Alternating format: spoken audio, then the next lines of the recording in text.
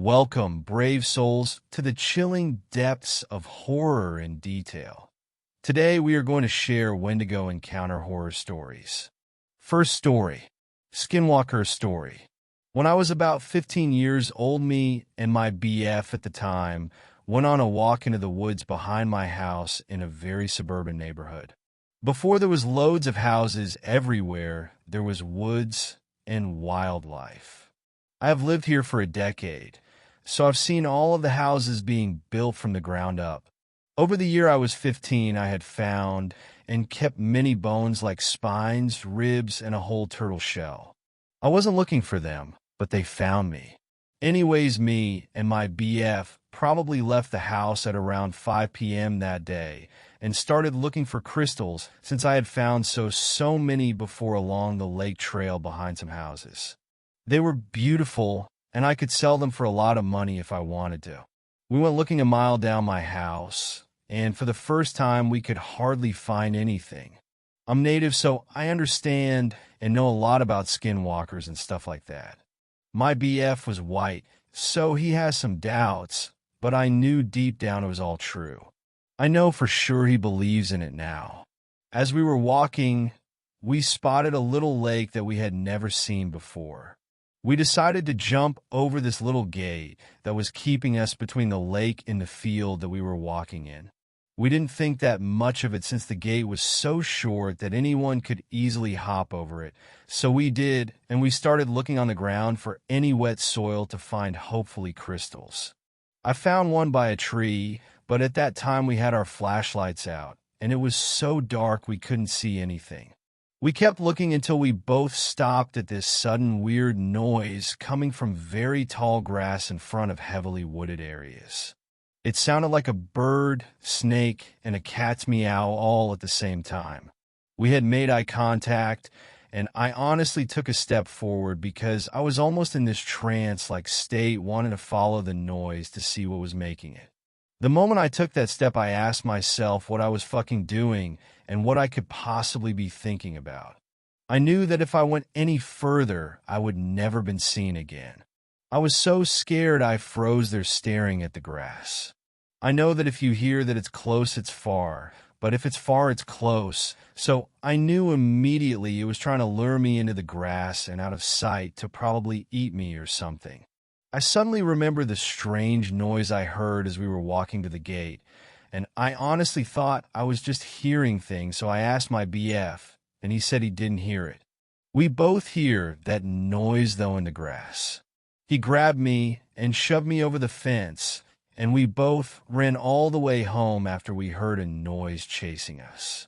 Once we got onto the street and into the light, the noise stopped, but we still ran home like an idiot. You never run. Ever. They will chase you, and I knew that, but something kicked in, and we both ran home. I still wonder if what we heard from far away was it stalking us already before the sun officially set. I'm 17 now, and I have never gone back ever. It's also so weird since I live in a small town in Texas, so I didn't think it was possible, but whatever made that noise wasn't a normal animal or a person. It was trying to mimic something, but thankfully I didn't stick around to find out what it was. What should I do? Second story. I hunted the Wendigo that ate my sister. Last summer, my younger sister went missing on a camping trip with friends. She had just turned 20, and we had started to drift away from each other. I'd gotten busy focusing on my own life. I left the country for a new job. When I came back at Christmas, I found out she had gone missing.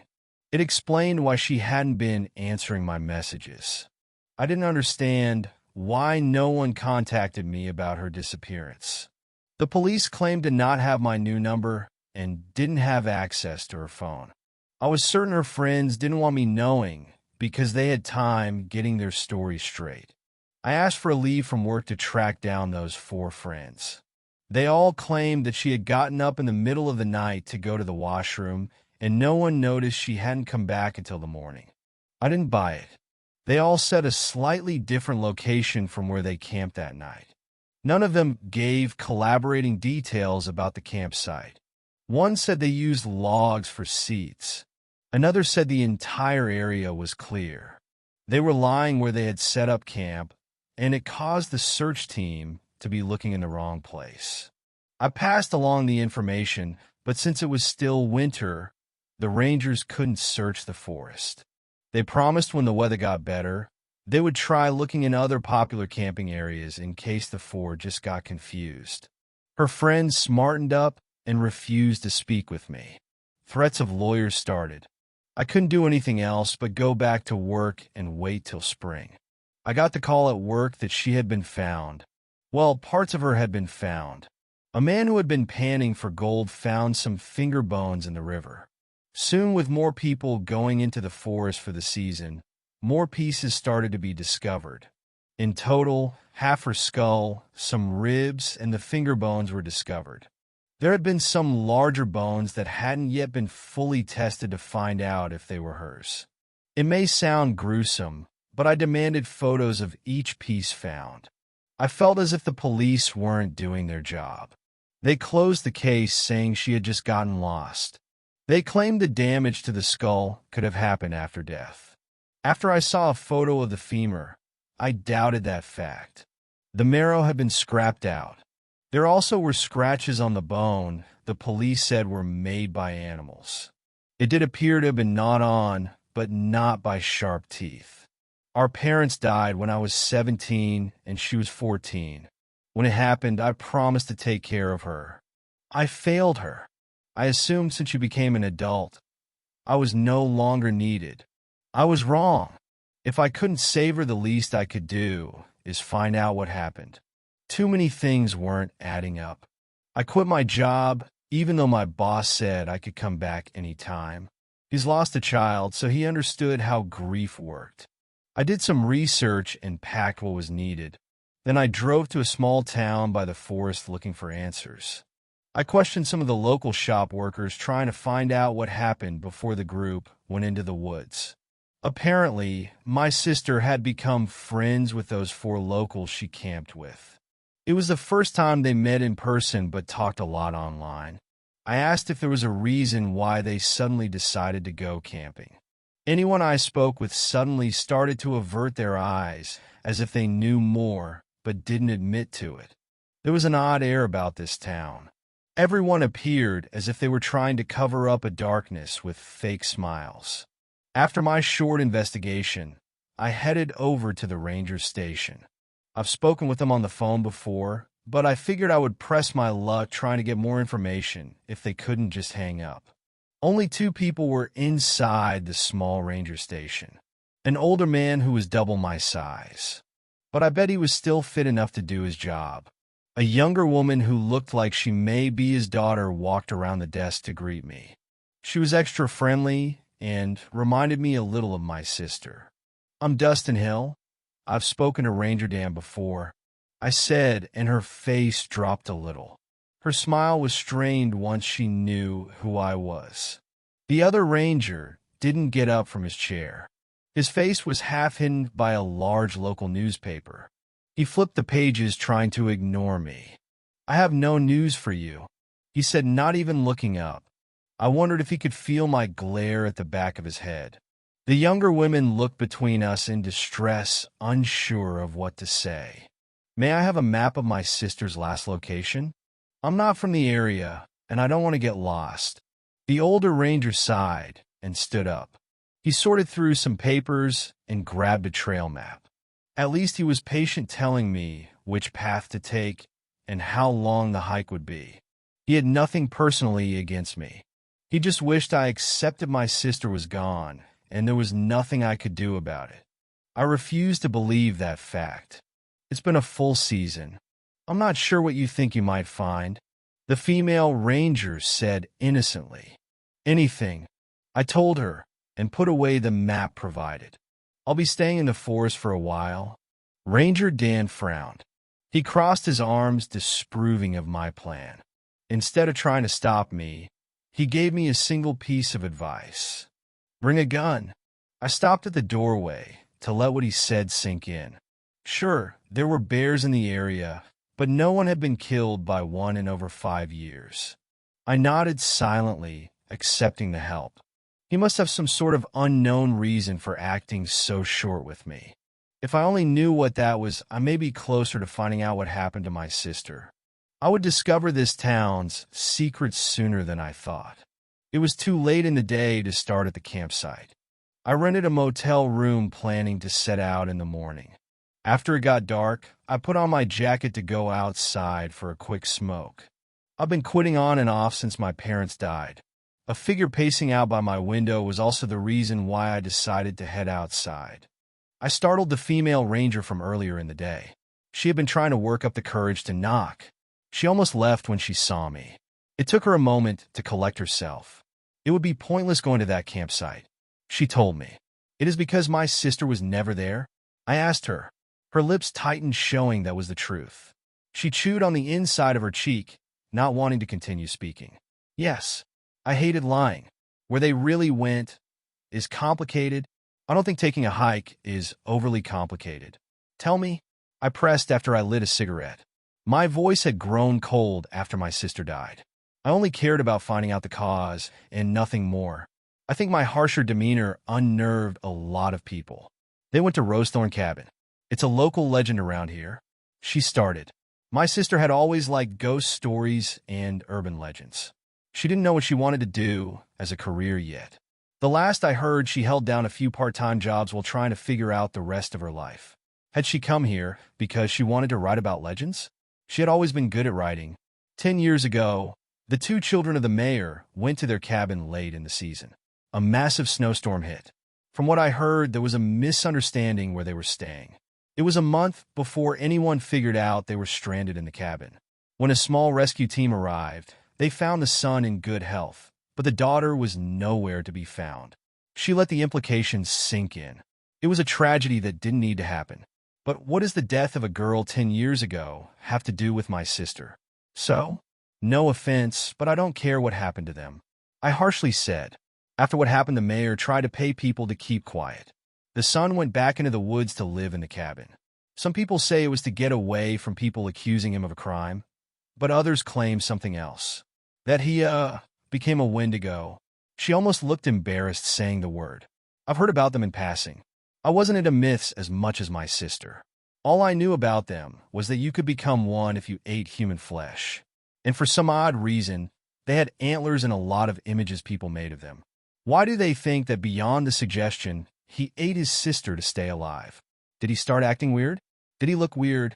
I questioned. He disappeared from the cabin after the first winter. People claim to see a pale, thin, wild man living in the woods. A few campers have gone missing only to have their bones to be found, but with the marrow gone. As if something had eaten it. She paused to rub her arms, as if she had gotten a chill. She also started looking around, expecting someone to be listening to our conversation. I didn't believe in the whole Wendigo idea, but I would consider the Rosethorn son to have gone insane. She pulled out some papers from her back pocket and held them out for me to take. I'm sorry about your sister. Her death should not have happened. The mayor has since become a powerful politician. He's done everything in his power to ensure it's not well known that his son might be living in the woods killing and eating people. Even if you find evidence that proves your sister was murdered by our local Wendigo, you may never be able to get the truth out there. Still, I made you a map of how to get to the cabin. I hope you find what you're looking for. I thanked her for the help. Truly glad someone in this town was willing to tell me the truth. She soon left, not wanting to be caught.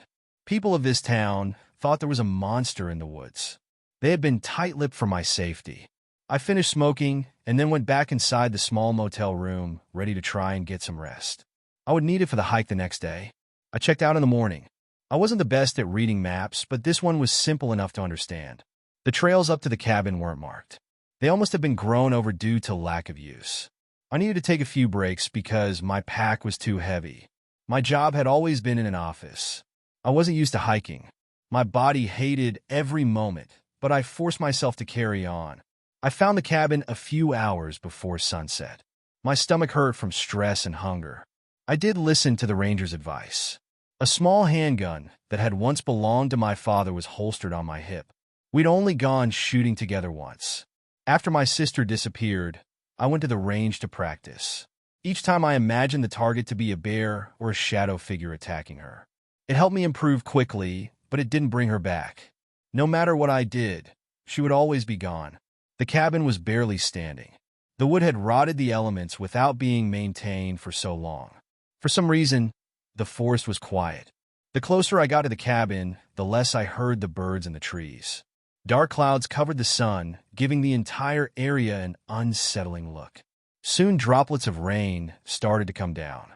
I didn't plan on staying inside the cabin. I went inside to avoid the rain, wondering if the weather would get so bad that it would force me to sleep inside for the night. The floorboards creaked with every step. Soon the rain and wind outside got so heavy it felt like the small cabin started to shake. It was a tiny space. There was only a living area with a small bathroom. No furniture remained. Only a rusted, useless stove. At least the fireplace still worked. It took a few minutes to get the fire going. Then I took out my flashlight, trying to see better in the gray light. The wooden floors were less rotten inside. There were some odd spots where someone had scrubbed them as clean as the old wood could be. I got down low to run my fingertips over old scratches on the floor. Tracing my fingers over them, I realized they looked to be made by something with fur claws. For an hour, I crawled over the floor, desperately looking for anything. A scrap of fabric or some blood stains. I needed proof that my sister had been here. Just before I gave up, my light caught something between the cracks of the floorboards. I used my Swiss Army knife and carefully lifted the small object out from between the two boards. When it was in my hand, my heart nearly stopped from pain. I held a small silver letter charm. When my sister graduated, I bought her a bracelet that you could add charms to. The first one was an L for Lexi. She hated going by Alex, but as a big brother, I used her full name to annoy her. I gave her the bracelet to apologize for not respecting her name and promised to be better. I expected to get emotional finding something of hers. I've been almost numb since I heard about her disappearance. Even thinking her name almost felt to be too much. But now, I only felt a deep heat inside my chest. The charm was put away somewhere safe. I didn't care if whatever was in the woods was a Wendigo or a guy who just lost it. I was going to kill him. The storm outside picked up. At some points, the thunder and wind made the entire building tremble. I didn't want to be inside if the roof came down, but I wouldn't be able to see if I went outside. My stomach was too stressed for dinner. For hours I sat, facing the door with a blanket to try and keep away the early spring chill. I planned to stay out here for as long as my food held out for. I didn't need to wait that long. When the storm started to die down, an odd smell came into the air. I buried my nose in the blanket, trying to avoid it. It grew so strong my eyes started to water before I started to get adjusted to it. When I was younger, a trash bag broke when I tried to take it out of the can. Inside were some freezer-burned steaks we had thrown out along with other food waste. This smell was similar but much more pungent than days-old rotten food sitting in the summer heat. Since the rain died down, I could hear the footsteps from outside getting closer to the door as the smell grew. My fingers tensed, ready to draw my weapon. So very slowly the door started to open, creaking as it did so. A tall, thin figure took a single step inside the cabin. My eyes had long since adjusted to the dark. Because of this, my body froze in fear seeing what had just entered the cabin. He wore scraps of dirty, stained clothing. The lips were torn away, revealing pale gums. This person had no muscle mass and looked to be a walking skeleton with a thin layer of skin clinging to their bones.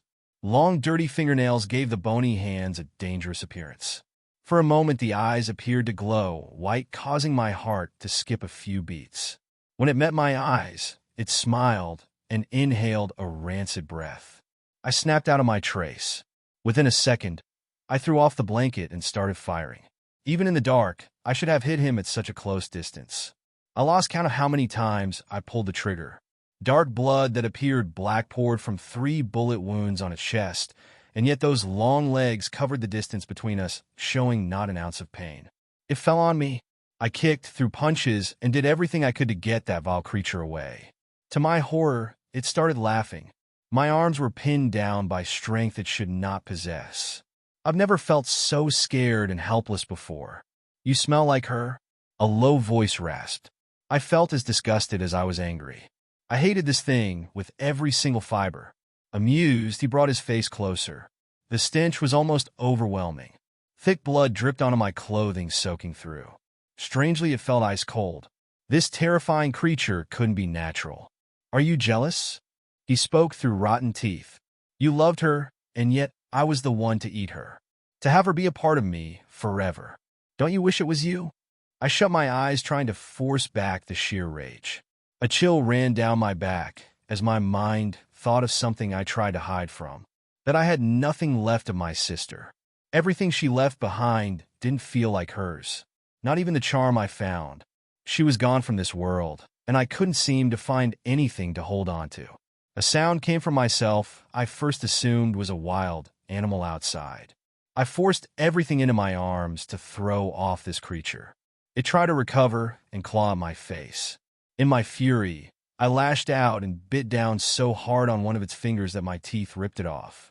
I spat out the foul thing, the blood almost like acid in my mouth. He reeled back in pain long enough for me to grab the blanket. In one swift moment, I tossed it over the creature's face, blinding it long enough to grab the pistol I had dropped in the earlier struggle. Pressing it to the creature's skull under the blanket, I fired until it was empty. More dark blood started to soak the material. With burning lungs, I crawled away, waiting for the thing to move again. Surely it was dead. It needed to be dead. And yet it sat up, black stained blanket still over its face. Was I just seeing things? Do you still love her? It spoke in a garbled voice. Shut up, I hissed. She's still here. It raised pale, thin arms as if trying to offer something. I shook my head, trying to refuse what I was seeing. I love you because she loved you. I took her into myself. We can all be together. Don't you want that? Rage boiled over. A heavy-duty flashlight sat waiting on the floor next to my pack. I grabbed it in a blind rage. The first impact against the creature's skull painfully ran up my arm. After that, I don't remember much. Not how many strikes I brought down. Not when the flashlight broke, and when I switched to my fists. Or when I broke my fingers from punching down as hard as I could. All while that monster laughed. I eventually collapsed. Body and mind wore thin. When I woke, the light of dawn crept through the dusty windows. For a moment, I thought what happened had been a dream. When I sat up, I found the beaten body of the creature where I left it. I considered burning down the entire cabin with the body inside. My hands were so ruined from the beating that I couldn't light a fire. Instead, I dragged the body into the woods and then kicked leaves to cover as much of him as I could. When my hands recovered, I was coming back to set a much-needed fire. The hike back was brutal. Either I hid my broken hands well, or the owner of the motel didn't care. I knew I couldn't go to a hospital for my injuries. I just collapsed in the motel bed, trying to fight back the pain long enough to rest. A few hours later, a knock at the door dragged me from my nightmares. I almost didn't answer it, just in case there was something wrong with my credit card. I opened the door wondering if I was going to be kicked out. Instead, Ranger Dan was on the other side holding a first aid kit. He silently walked inside. I let him work on the cuts and broken bones and was relieved it wasn't as bad as it felt. There were 2 sons, you know. He started not looking up from his work. The oldest son wasn't at the cabin with his younger siblings. He blamed himself for what happened and killed his younger brother. Then the strangest thing started to happen. He grew sickly and distant. Soon, he left town for the cabin where his sisters had died. We all knew something wasn't right with him, but we didn't know how bad. It was until the bones, missing the marrow, showed up after some hikers disappeared over the years. I chewed on my cheek, tasting blood. These people had known for years about the monster in the woods, and they had done nothing. My sister, my dear Lexi, was dead because of that. I sat grinding my teeth in silent anger. Are you heading home or somewhere else? The ranger asked in a serious voice. At first, I didn't know what he meant. I had killed what took my sister away, but I didn't feel as if I had a home to return to. It would be impossible to just go back to my regular life after this. He spoke again, and his next question made my body turn cold. Are you hungry? I was starving, which was to be expected because I hadn't eaten much in almost 2 days. This hunger was different. It hurt so deep down inside it should be impossible. Like a black hole had opened in my stomach. Why did you never kill what was in the forest? I asked in a shaking voice. For once, he answered my question. It can't be killed. He finished up his task and left the room, not even looking back. Once he was gone, my body started to shake. I was cold. So damn cold. No amount of hot water from the shower helped. Something was wrong with me, and I didn't want to admit it. I'm going back into those woods. I need to burn a Wendigo. But I didn't want Lexi to have died without anyone knowing what happened to her. I may not be able to come back out of those woods. Honestly, I would like to believe my mind snapped from the intensity of what happened. But didn't people say crazy people don't know they're crazy? I knew the vast, empty hunger was insane. I knew this cold running through my body wasn't natural. And I know sane people don't start chewing layers off their lips. I'm scared of what I'm becoming. Crazy or a Wendigo. Either way, I love my sister, and fire should solve this problem before I pass it on to someone else. Third story. Did I encounter a Skinwalker? Or was it something else? This experience is one I never shared with anyone besides my brother. When I was about 13, I was living in rural BC. One night I was in the hot tub on the deck outside just watching the woods, taking in the silence. It was wintertime, and we just recently had a snowfall that left around knee-height deep of snow. It was around 2 to 3 a.m., and out of nowhere this very large wolf, bigger than one I have ever seen by far, came out of the woods. I remember its coat being a shimmering silver and its bright piercing green eyes. As this wolf was walking along the fence of our paddocks, it locked eyes with mine, and we just kind of stared at each other as he walked past me, both alone in the middle of the night, in the middle of nowhere. What happened next, till this day, instantly makes my spine shiver. As the wolf walked past, he walked towards our barn with our horses in it. It became darker as it entered the barn, but the other side of the barn still had a bright light illuminating the outside that I could clearly see. This wolf, as it entered, halfway through it went from the shape of a wolf to a very large, broad-shouldered person. The horses didn't make a single sound, and this person that now stood roughly 7 feet tall rounded the corner towards the open field, but didn't emerge from the other side, and I never saw it again. My brother had his own encounter with this same wolf, I'm guessing. He told me that he woke up randomly one night from the feeling of being watched. He then looked out his window to see a very large wolf walking away from his window, so I'm guessing it was watching him sleep. This place we lived at was old native ground. Our barn was an old schoolhouse where the Catholic priest would put the native children and teach them lessons on Christ. It even had the old desk and chairs inside still. My brother and I both saw children's faces in the panes of glass from that barn and lights turning on randomly. We had closet doors slam repeatedly for minutes at a time, footsteps and feelings of being watched. In my room, I saw glowing red eyes on the ceiling, and I hid under my covers till morning. Anyways, my main subject of this post, and what I'm more seeking answers for, is what did I encounter outside in the middle of the night? After I looked around myself, the closest thing I could find was skinwalkers or wendigos, but from I read these creatures have deformed features or things that make them uncanny or straight up horrific. What I saw, nothing struck me as abnormal about this wolf besides its massive size until it literally changed its entire form in front of me. I know this is a long-winded read. Sorry, I'm not a great storyteller, and there's just so much that I experienced at this property that this just scratches the surface to everything. The wolf incident is just something I've never really been able to grasp and always wanted some kind of answer because it feels and sounds unbelievable.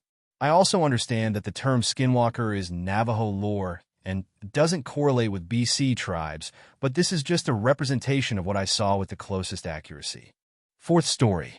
Wendigos. Are they real? I'm Max, a guy who doesn't buy into all that supernatural jazz.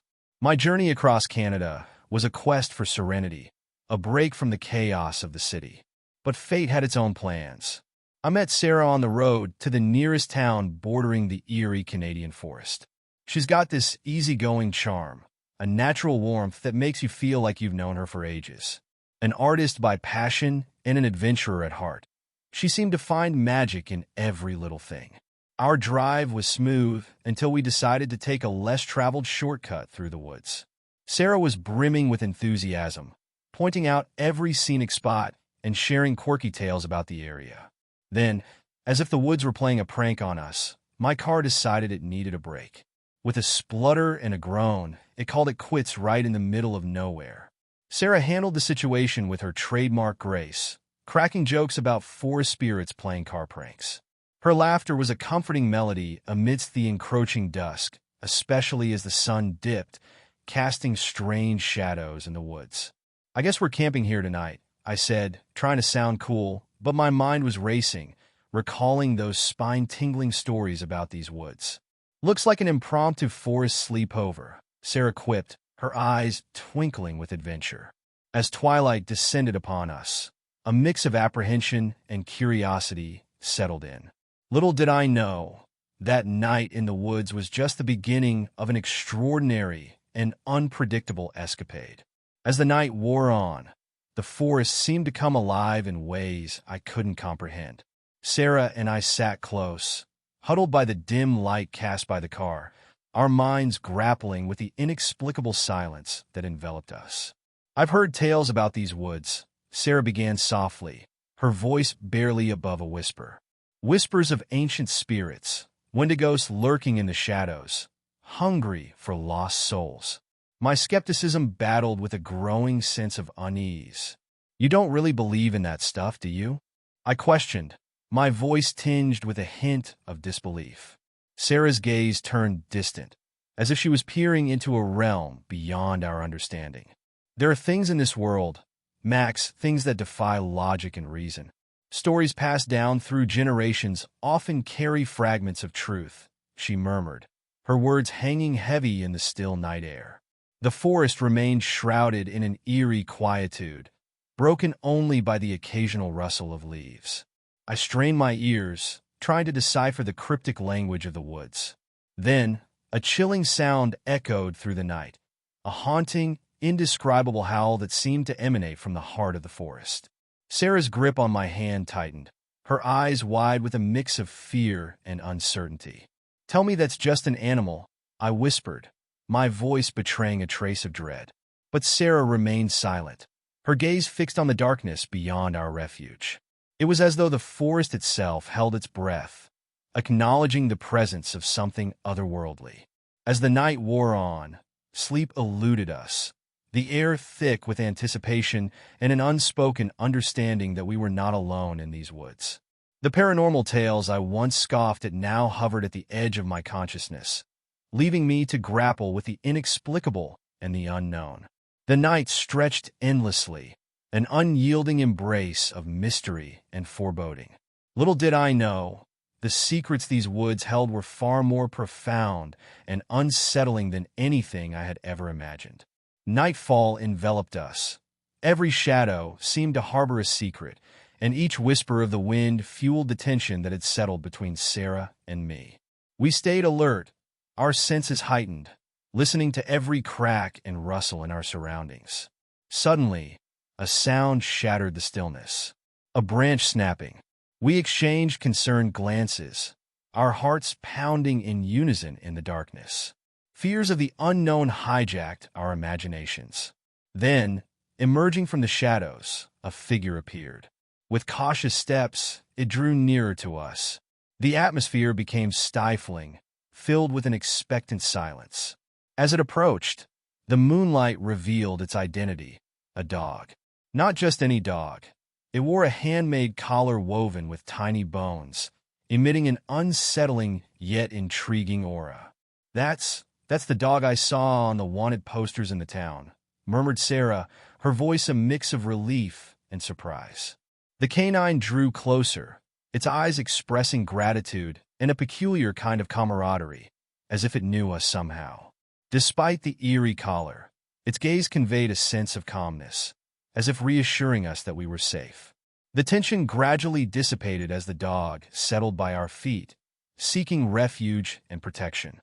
Though its initial presence had enshrouded us in mysterious suspense, we now felt a sense of relief, realizing that perhaps the only being lurking in these woods was this faithful companion. We stood there, in the stillness of the night, the dog at our side, gazing at the stars as uncertainty gave way to a sense of connection with this creature who, somehow, had found its way to us amidst the darkness. With the dog nestled by our side, a calm settled over us. Sarah and I found ourselves drawn into a conversation that delved beyond the surface, revealing aspects of ourselves we hadn't shared before. "You strike me as someone who loves a good challenge," Sarah remarked, breaking the comfortable silence that had settled between us. I chuckled softly. Guilty as charged. I tend to dive headfirst into things, seeking that thrill of the unknown. Sarah nodded thoughtfully. I've always been drawn to art, to stories that breathe life into the mundane. They help me see beyond what's visible, finding beauty in the unnoticed. Her words resonated with me, drawing a parallel to my own quest for the extraordinary. I get that, I replied. Sometimes, the world's magic lies in the smallest details, the stories waiting to be told. As our conversation meandered through our passions and quirks, the tension of the night seemed to dissipate, replaced by a genuine connection. We shared stories of childhood adventures, dreams we harbored, and fears we kept hidden. So, what brings you to these parts? I finally asked, curiosity nudging me to uncover more about her. Sarah smiled softly. I seek inspiration in the unexplored. There's an energy here, a mystique that whispers tales waiting to be painted. Her words stirred something within me, a longing for a deeper connection with the world around me. I guess we're not that different, I admitted. I embarked on this journey to find a piece of myself I felt was missing. As the night wore on, our conversation flowed effortlessly, each revelation strengthening the bond between us.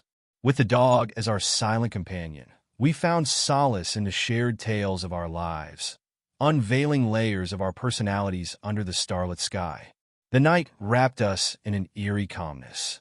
Sarah and I were engrossed in our conversation when the forest fell into an unsettling stillness. I shivered, an inexplicable unease settling in my bones. You know, when a forest goes silent, it's rarely a good sign, I muttered, an involuntary chill creeping down my spine. It was a truth I'd learned in my wilderness treks.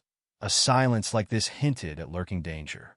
Before Sarah could respond, a deafening, inhuman cry pierced the silence. The dog bolted, its fur bristling as it dashed towards the source of the sound, disappearing into the dense woods. What in the world was that? Sarah gasped, her eyes wide with alarm. Maybe an elk or something else, I replied, trying to mask my own unease with rationality. But deep down, I knew that sound didn't belong to any forest creature I'd ever encountered.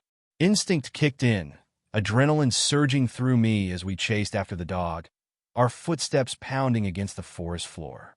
The darkness seemed to swallow us whole as we ventured deeper into the woods. Each step echoed with an unspoken fear, the rustling leaves and cracking branches around us a haunting symphony.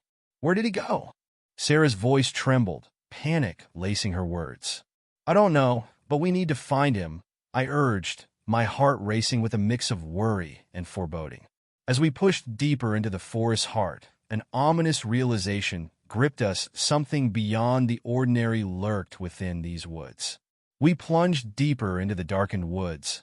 Our frantic calls for the dog met with a haunting silence.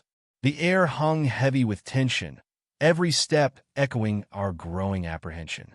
Then, amidst the oppressive silence, a thunderous rhythm of galloping footsteps thundered toward us. Panic surged through me, primal instincts kicking in. Run! I shouted to Sarah, the urgency in my voice betraying the fear clawing at my insides. Our feet pounded against the forest floor, a cacophony of terror-fueled steps. The thundering sound seemed to gain on us, getting closer with each passing moment. But in that panic sprint, I stumbled, my foot catching on a protruding root. I pitched forward, the ground rushing up to meet me. A sickening crack echoed through the woods as my head connected with an unforgiving rock, and darkness enveloped me. The last thing I remember is a flurry of movement, Sarah's voice calling out my name in desperation, and the thundering gallops fading into an ominous silence as everything went black. A faint, distant murmur pulled me from the abyss of unconsciousness. My eyes blinked open to a world draped in shadowy hues. Panic surged as I sat up, the dry crust of blood on my forehead sending shivers down my spine. The forest lay before me, desolate and eerily silent. Sarah, I called out, my voice barely a whisper in the vastness of the woods. No response. No signs of the faithful canine companion either. A feeble light filtered through the dense canopy, casting a muted glow. Had dawn broken? No, it hadn't. I realized with a sinking feeling that I'd been unconscious for almost a day. Hours remained until the onset of another night, another cycle of darkness. Fumbling to my feet, a disorienting wave of dizziness swept over me. The world spun as I steadied myself against a nearby tree, a pounding headache pulsating in tandem with my racing heart. I frantically searched for any signs of Sarah, any clue about what had transpired in my absence. But the woods held on to their secrets, whispering nothing but an ominous quietude. Gritting my teeth against the fear threatening to overwhelm me, I knew I had to find her, find some semblance of answers before the shroud of night descended once more. The forest stood poised in a liminal state, caught between the fading remnants of the night and the impending darkness. And in this eerie in-between, I stood alone, with the chilling realization that the mysteries of these woods had only just begun to unfold. Staggering through the silent woods, I felt the weight of impending darkness bearing down on me. The hours had slipped away, leaving behind an ominous hush that settled over the trees like a heavy shroud. I stumbled forward, each step an arduous effort, as I fought against both physical and emotional exhaustion. Fear and a desperate need to find Sarah surged within me, propelling me deeper into the heart of the woods. Then, amidst the suffocating quietude, a distant echo caught my attention. A soft whimper, almost imperceptible. My heart skipped a beat. Was it the dog? Could it be Sarah? Driven by hope, I followed the sound, branches clawing at me as I pushed through the dense underbrush. The fleeting light dimmed further, a foreboding chill seeping into the air. As I advanced, the faint glimmer of the moon illuminated a figure lying on the forest floor. Relief washed over me as I recognized Sarah's silhouette, curled up beneath the canopy of trees. "Sarah," I called out, my voice trembling with a mix of worry and relief. She stirred, her eyes fluttering open, but something seemed amiss. "Max? What happened?" Her voice was weak, tinged with confusion. I knelt beside her, my heart pounding with a whirlwind of emotions. "I don't know. We got separated, I fell, and then I woke up alone." A fleeting sense of safety washed over us, finding solace in each other's presence in the heart of this enigmatic forest. Yet, as the last traces of light faded from the sky, the encroaching darkness whispered of untold dangers, reminding us that the night held secrets we were yet to uncover. The chill of the night wrapped around us, a constant reminder of the lurking mysteries in these woods. Sarah and I huddled together, seeking warmth and reassurance amidst the encroaching darkness. But as the night wore on, a persistent unease settled within me, a gnawing feeling that something wasn't right. A sharp pang sliced through my temples, a sudden, intense pain seizing my senses. I winced, gripping my head, trying to ward off the crippling ache. It felt as though my skull was splitting apart, a relentless assault on my senses.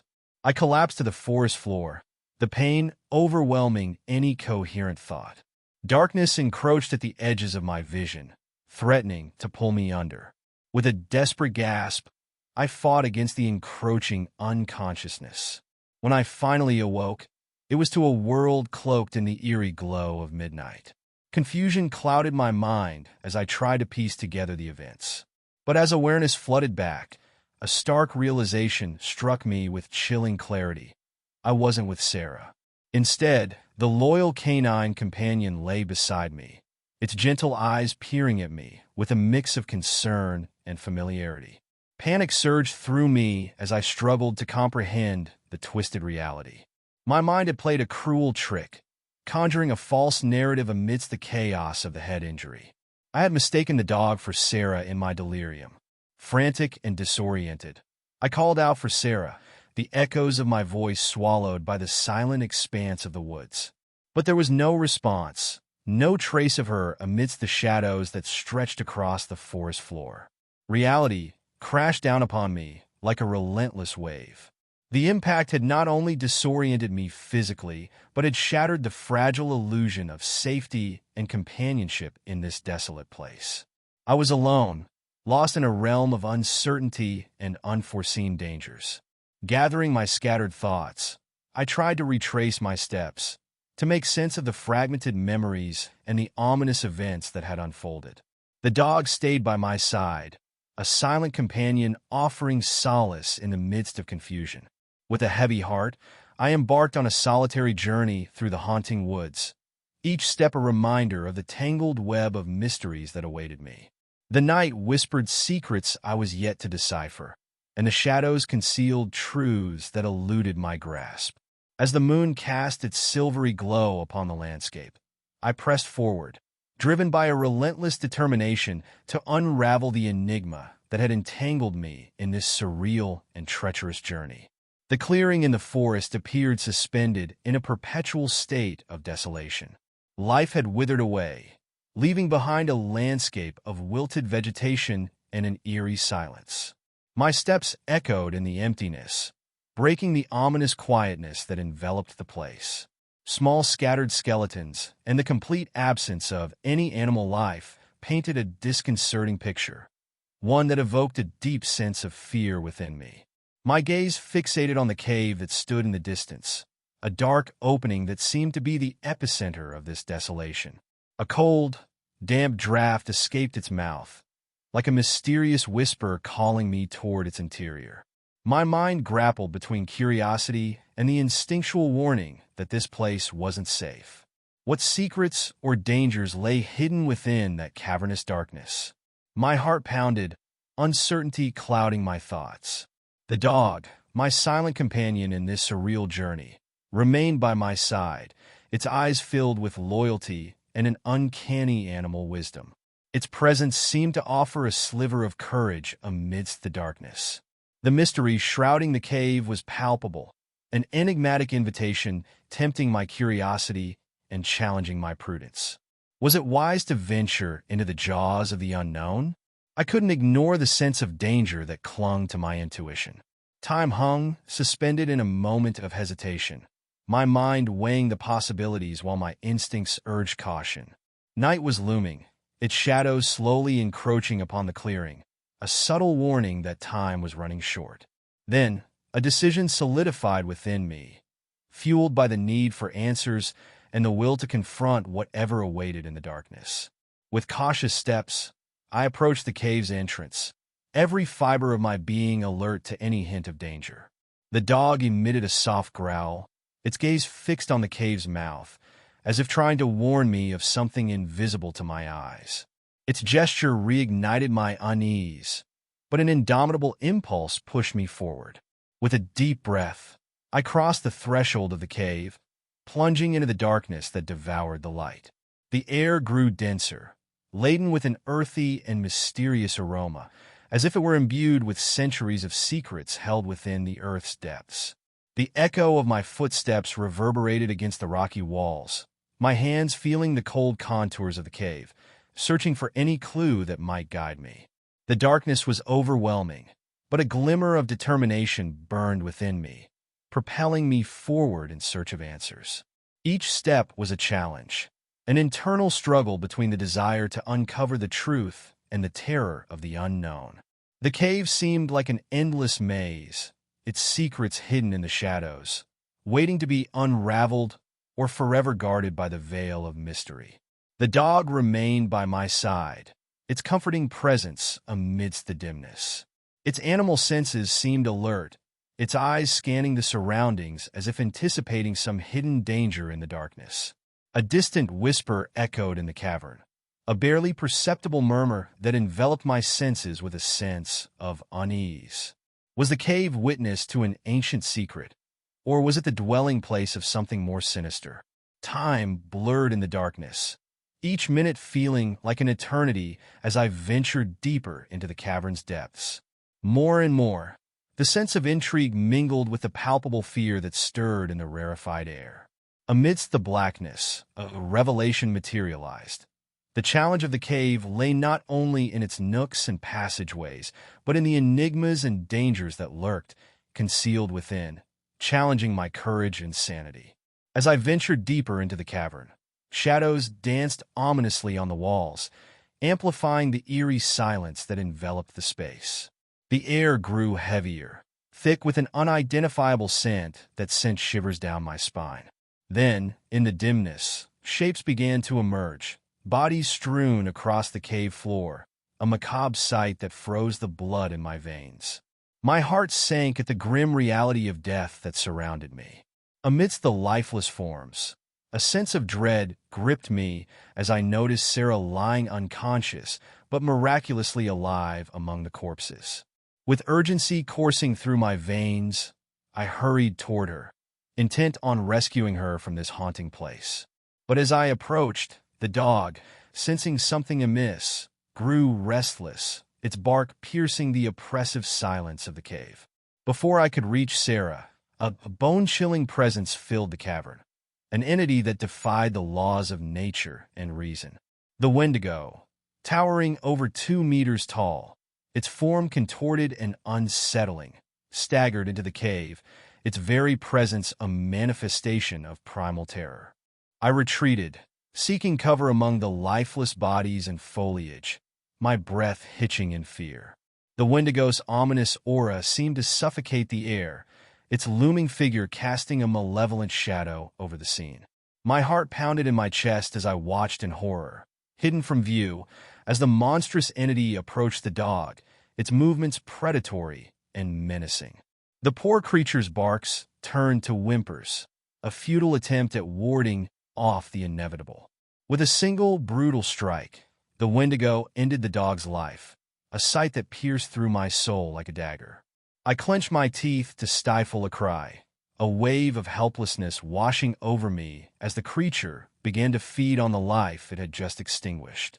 Terror rooted me to the spot, my body trembling as I bore witness to the gruesome spectacle unfolding before my eyes.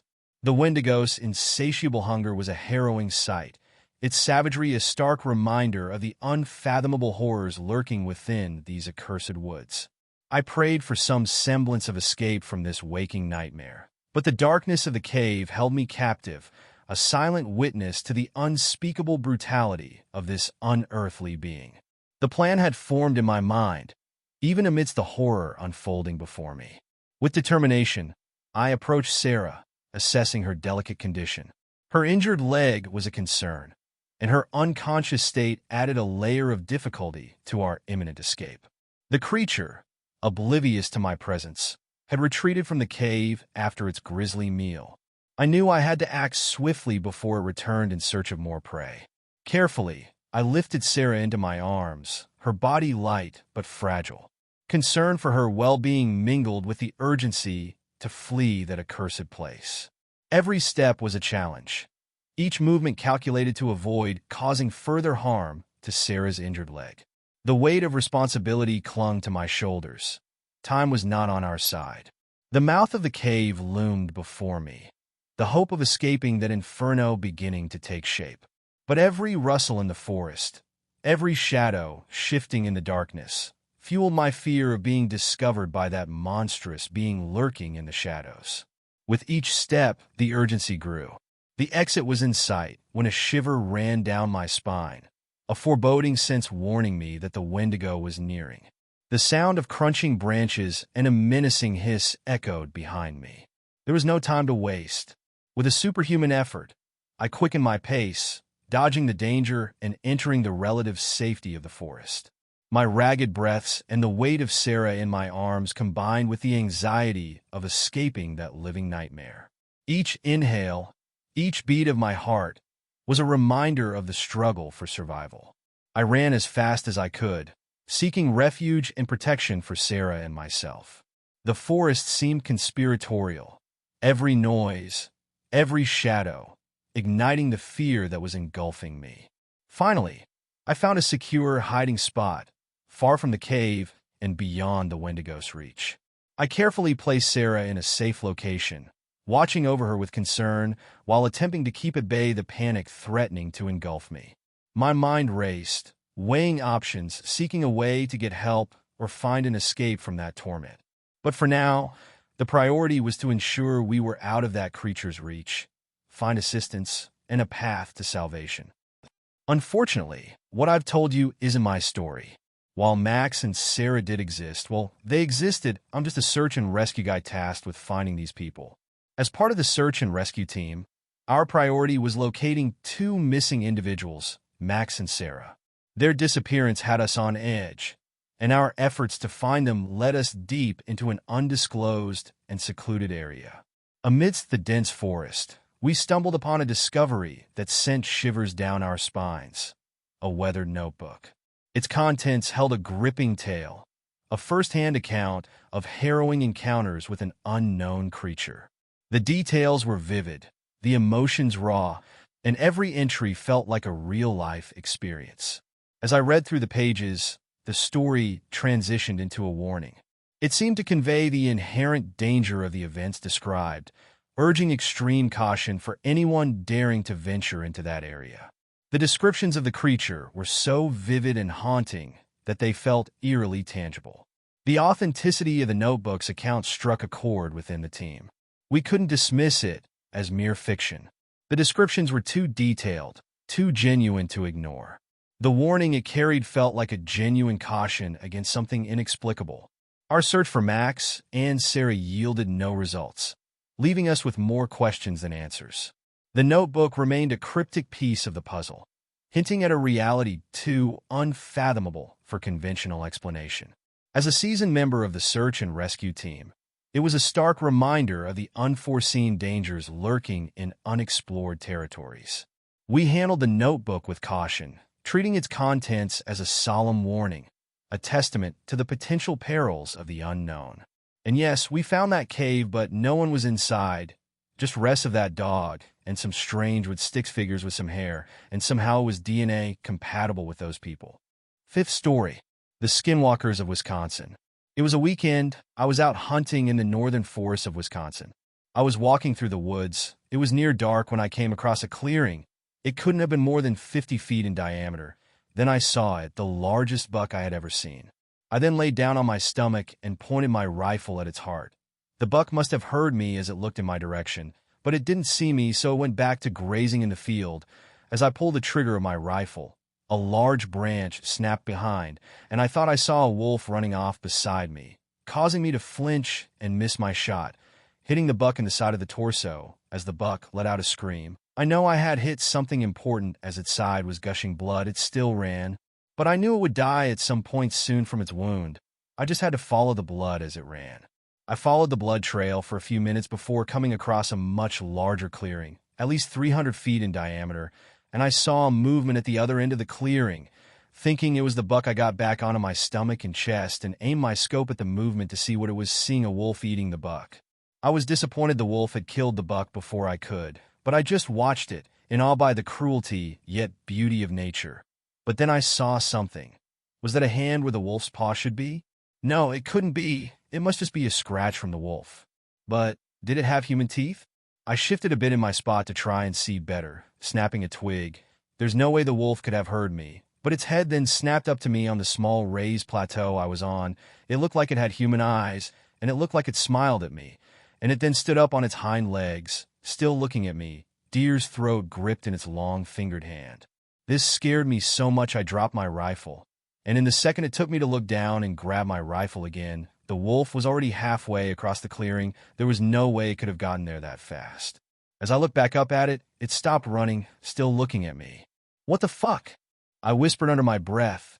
Terrified, I stayed where I was and stood up with my rifle aimed at it, still looking at the wolf. There was no way it could be a wolf, but the one thing I've learned from my 16 years of hunting and camping: never turn your back on and run from a predator that was hunting you. The wolf then opened its mouth like it was yawning, but it then let out a scream that sounded part human scream, part howl, and part animalistic screech, as it then looked like the wolf frowned at me like it was disappointed in me standing my ground, before walking back to the deer and crouching down before continuing to eat it, as I then turned and ran for at least an hour back to my car. That horrifying scream playing in my head on repeat before I practically dived into my car. It was the Happiest I'd ever been to see that old piece of shit in my entire life as I then drove home. I didn't turn the radio on, I just drove in silence. When I got home, I just cried in my car from fear of what had happened and joy from finally being safe for at least 5 minutes before finally getting out of the car and running into my house, locking every door and window and pulling every curtain shut. If you ever go hunting in the woods of northern Wisconsin, do not stay if you come across a wolf eating. Those things don't like it when you stare. Thanks a lot for watching the video till the end. Subscribe to our channel Horror in Detail. Drop your opinions/suggestions in the comment section, and like the video as it helps with the YouTube algorithm.